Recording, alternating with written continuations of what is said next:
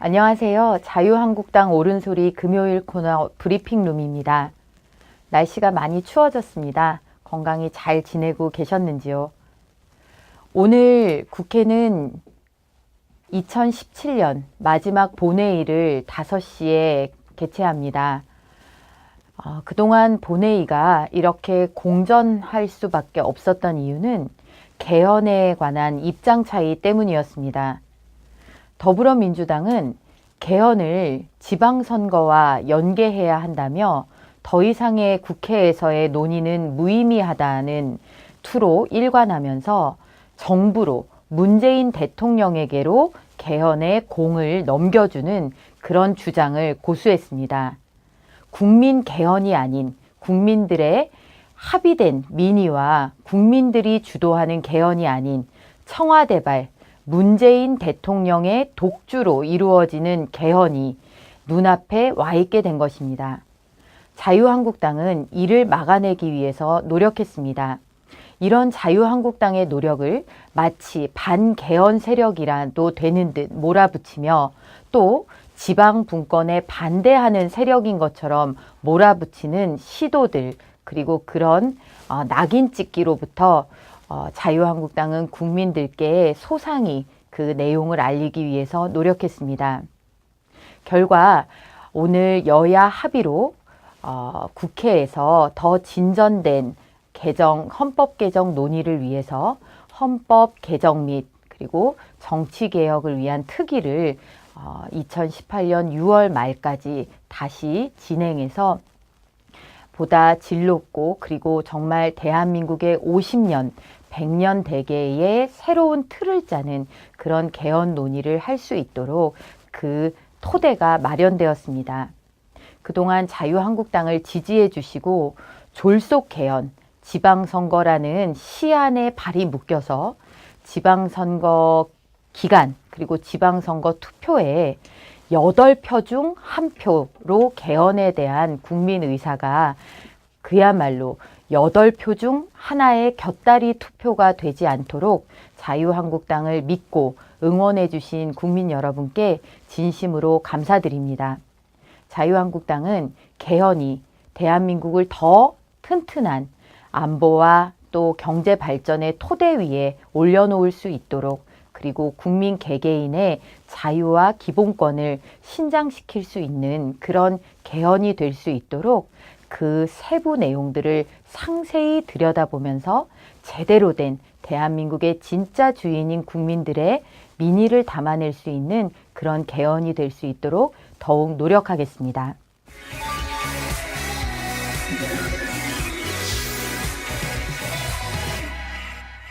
어제 많은 국민 여러분들께서 충격을 받으셨을 것입니다. 그것은 바로 통일부의 적폐청산 TF라고 할 수 있는 소위 정책혁신위원회, 그러니까 통일부의 정책혁신위원회라는 것을 만들어 두고 9명의 위원들이 활동을 했는데 이 사람들이 내놓은 기가 막힌 정책혁신의 방향이라고 내어놓은 그 결과 때문이었습니다. 이들은 지난 이명박 박근혜 정부가 국민의 생명과 재산을 지키기 위해 실시한 5.24 조치와 개성공단 전면 중단에 대해서 적폐라는 낙인을 찍었습니다. 우리가 다 기억하듯이 이명박 정부의 5.24 조치는 북한의 폭침으로 소중한 우리 장병 46명의 소중한 목숨이 정말 바다에 묻히고만 천안함 폭침 사건 이후에 내려진 조치였습니다. 국제사회의 대북 제재 조치와 궤를 같이 하는 것이었습니다. 박근혜 정부의 개성공단 전면 중단 역시 북한의 4차 핵실험과 그리고 장거리 미사일 발사에 이은 조치였습니다. 우리 근로자 그리고 또 기업주들이 북한의 정말 인질이 될 수도 있는 그런 상황, 또 개성공단을 통해서 지불되는 현금이 북한의 핵과 미사일 자금으로 전용될 수 있다는 합리적 의심에 따른 전면 중단 조치를 너무나 손쉽게 이들은 트집 잡을 구실을 만들어서 기어이 잡아낸 것이 절차적 하자다, 말 한마디로 이루어진 통치행위다, 이런 구실을 달아서 적폐라는 낙인을 찍었습니다. 정말 한심하고 황당할 노릇입니다. 비웃음을 넘어서 이들의 정신 상태를 의심할 수밖에 없는 그런 결과입니다. 더욱 기가 막힌 것은 통일부의 반응입니다.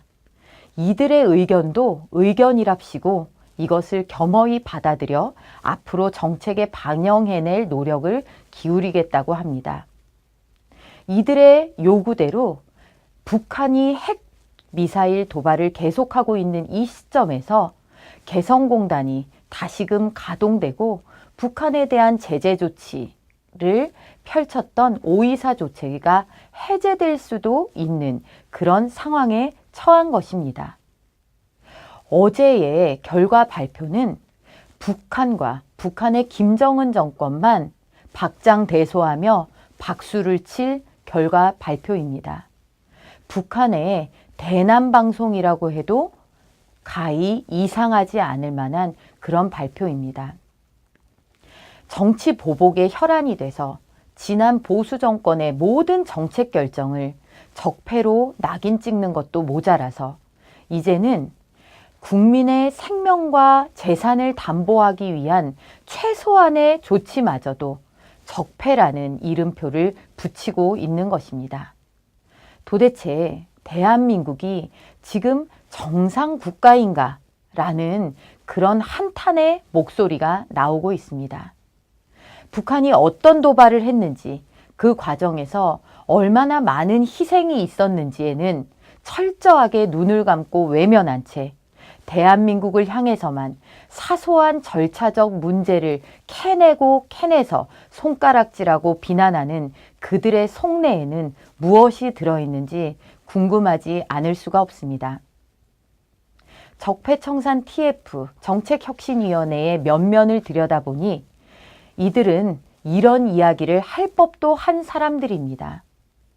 6.15 선언의 남측 실행을 맡았던 사람이 위원장이고 또 태반의 위원들이 노무현 정부 때 관여해서 일을 했던 사람이거나 또 자신들 스스로가 남북협력이니 남북공동사업이니 하는 것들을 하는 사람들로 이루어진 위원회였다고 하니 이것이 무언가를 조사하고 새로운 정책을 만들어내는 위원회인지 아니면 위원회라는 이름을 빌어서 마음껏 보수 정부를 비난하고 저주하고 자신들이 주장하고 자신들이 좋아지는 방향으로 대한민국을 끌고 가려는 사람들인지는 아마 이 방송을 보시는 국민 여러분들께서 더 잘 판단하시리라고 생각합니다.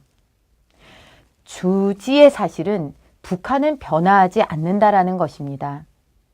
보수 정부 동안 북한은 5차례의 핵실험을 했고 그리고 10여 발의 장거리 미사일 발사를 포함한 미사일 발사 실험을 했습니다. 천안함 폭침이 있었고 평화로운 우리 민간인이 사는 섬을 향해서 포격을 가하는 연평도 포격 사건이 있었습니다. 평범한 가정주부가 금강산 관광을 갔다가 금강산 관광지에서 금강산 관광을 하다가 총탄을 맞고 무고한 생명을 잃기도 했습니다. 실제로 2013년에는 북한이 개성공단 폐쇄를 운운하면서 우리 국민 7명을 억류하기도 했습니다. 이러한 사례들을 다 제쳐두고 우리 정부에게만 손가락질을 해대는 그런 정책혁신위 그리고 그들의 의견을 겸허히 받들겠다는 통일부 과연 존재 이유가 있는지 되묻지 않을 수 없습니다. 이들은 또 북한의 인권 실상을 알리는 통일교육에 대해서도 정치 편향 교육이라며 비난을 가했습니다. 우리가 지난 국정교과서 논쟁 때도 보았듯이 우리 아이들이 읽고 공부하는 교과서의 내용이 심각하게 좌편향돼서 북한의 실상과 그리고 대한민국의 기적의 역사를 제대로 우리 아이들에게 알려주지 못하고 있다라는 비판이 많이 있었습니다. 그것들을 개선해 나가기 위한 노력의 일환이 역사교과서를 그래도 국가가 나서서 퀄리티를 높이고 사실에 입각해 기술해야 된다라는 그런 노력이었습니다. 그런 노력들을 모두 적폐라 규정하는 이들이 대한민국에서 우리 학생들에게 가르치는 북한 인권 참상, 그리고 인권의 가치, 이런 것들을 그들만의 정파적 잣대로 해석해서 그걸 인권을 빌미로 한 정치 편향 교육이다 라고 매도하는 이 현실을 우리는 어떻게 바라봐야 할까요? 정말 이런 사람들이 대한민국에 같은 하늘을 이고 살면서 대한민국이 주는 온갖 혜택과 온갖 기회를 누리면서 입만 열 때마다 그리고 그들이 쏟아내는 그런 말들이 전부 다 대한민국을 향해서 삿대질을 해대는 소리라는 사실에 때로는 절망감을 느낍니다. 그러나 민심은 준엄하다 하였고, 그리고 우리 국민들께서는 언제나 정확히 중요한 순간마다 정확한 판단을 해오셨기 때문에 이런 문재인 정부와 문재인 정부가 추진하는 적폐청산이라는 이름의 정치보복의 그 실체를 낱낱이 보고 계시고 판단하고 계실 것이라고 생각합니다. 문재인 정부는 국민의 기본적 상식에도 반하는 이런 식의 민간 위원들을 내세운, 앞장세운 그런 각종 적폐청산위원회를 속히 중단하시기 바랍니다. 편향된 사람들이 편향된 관점으로 대한민국의 국가기관의 메인 서버를 전부 휘젓고 외교 기밀 문서들을 전부 휘젓고 국가의 연속적인 신뢰가 있어야 하는 정책들을 한마디로 적폐로 낙인 찍어 버리는 것은 불과 머지않는 훗날 문재인 정부의 숨통을 가장 먼저 죄어올 것이라는 사실을 명심하시기 바랍니다.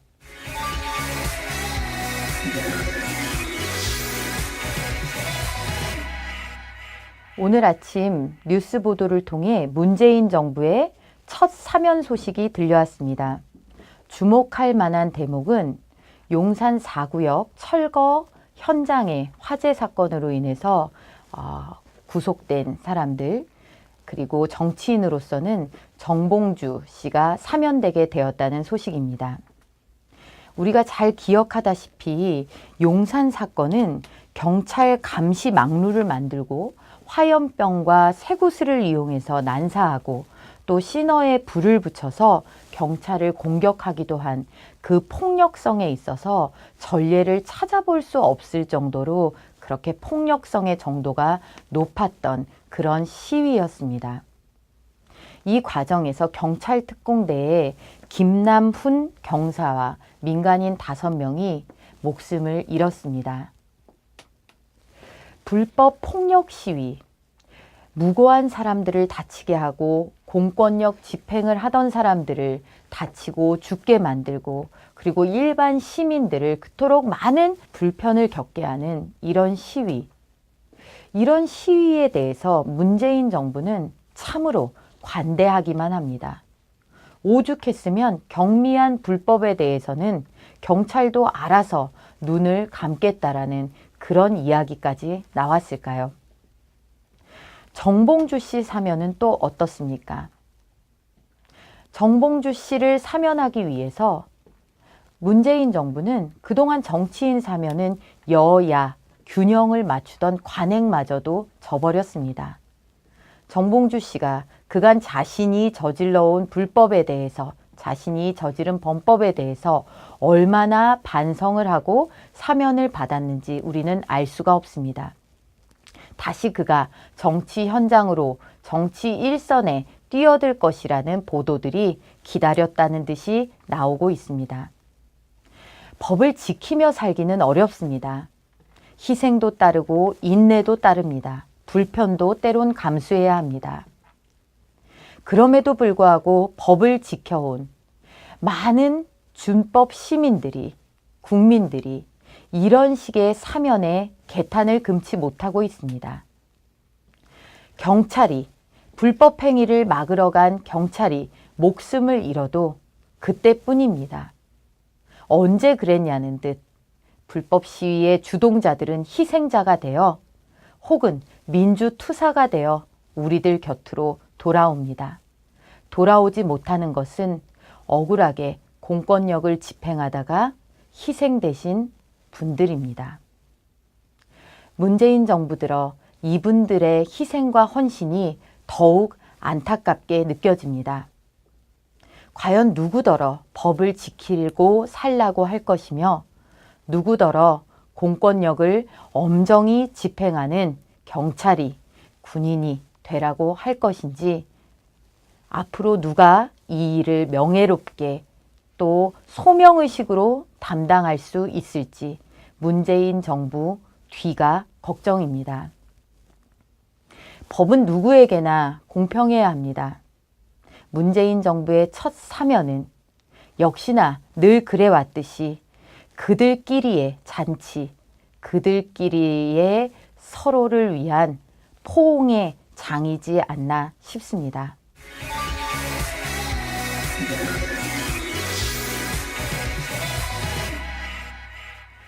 KBS도 적신호가 켜졌습니다. MBC가 그랬듯 KBS도 민주당의 방송장악 문건 그대로 강규영 이사를 사소한 법인카드 사용 내용을 감사원까지 동원해서 트집 잡아 결국 끌어내렸습니다. 이제 그들의 입맛에 맞는 이사를 새롭게 선임하고 그들이 이인호 이사장을 그리고 고대영 사장을 차례로 끌어내릴 것입니다. 그러면 KBS 장악은 완수가 될 것입니다. 오죽하면 문재인 정부를 일컬어 문희병의 시대라고 하겠습니까? 이토록 폭력적인, 이토록 앞뒤 볼 것도 없는 방송장악, 언론장악의 역사가 그간 있었는지 이들에게 되묻고 싶습니다. 얼마 전 KTV, 한국 정책방송이죠. KTV가 제천 화재 참사를 문재인 대통령 홍보에 이용하기 위해 홈쇼핑 형식을 빌어 방송을 한 사실이 알려져 큰 충격을 주었습니다. 문재인 대통령은 주연으로 가족과 친지와 친구를 잃은 그 사람들은 엑스트라로 전락해버린 현실 앞에서 우리는 입만 열면 사람이 먼저고 인권을 생각한다던 사람들의 진면목이 무엇인지를 보게 됩니다. 공익을 외치는 곳일수록 공익이 없다. 평화를 외치는 곳일수록 평화는 없다. 무언가를 필요 이상으로 강조하고 떠드는 곳의 실체들을 우리는 2017년 한 해를 관통하면서 보고 있습니다. 평화를 원한다고 하면서 가장 호전적이고 위협적인 세력에 대비하지 않고 있는 그대로 북한의 실상조차 보지 못하는 정부. 그토록 인권을 이야기하면서 경찰관, 법을 집행하다 숨진 경찰관의 죽음은 외면하고 그들만의 사면잔치를 벌이는 문재인 정부. 이들의 모습을 보면서 2017년 우리는 우리가 소중하게 쌓아온 것들의 가치를 참 무참히 훼손당하고 있다라는 생각을 지울 수가 없습니다. 올해 마지막 방송을 하면서 즐거운 이야기, 좋은 이야기로 마무리를 드리지 못해 안타깝습니다만, 그러나 지금 대한민국의 현실이 그러하기에 이해해 주시리라 생각합니다. 이맘때쯤 되면 올 한 해를 정리하는 사자성어를 이곳저곳에서 발표하곤 합니다. 적어도 문재인 정부에게는 4글자로 문재인 정부를 표현하라면 그것은 내로남불일 것입니다. 2018년에는 부디 대한민국을 위해서 이런 소리를 듣지 않도록 그들이 대한민국을 진정으로 위하는 길을 가도록 과거에 그만 붙들려 계시고 미래로 나아가실 것을 간곡히 부탁드립니다. 2018년, 2017년보다는 좋은 일, 희망찬 일 많으시기를 기원합니다. 무엇보다도 어려운 국내외 사정에 너무 속 끓여서 건강 해치시지 마시고 남들이 다 안 된다는 시대에도 꿋꿋하게 이 자리까지 올라온 우리 대한민국과 국민의 저력을 생각하시면서 각자의 일터와 가정에서 힘내시기 바랍니다. 모두 모두 화이팅입니다. 감사합니다.